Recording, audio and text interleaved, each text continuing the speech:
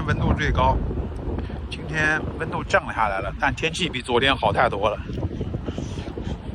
樱花已经到了盛开的时候了，那有2个参天的3棵那种柏树，那个树桩的那个直径得好几个人才能抱得过来。我们就到了这个国家公园来走一走。哇，这个风刮得太舒服了，一点都不冷。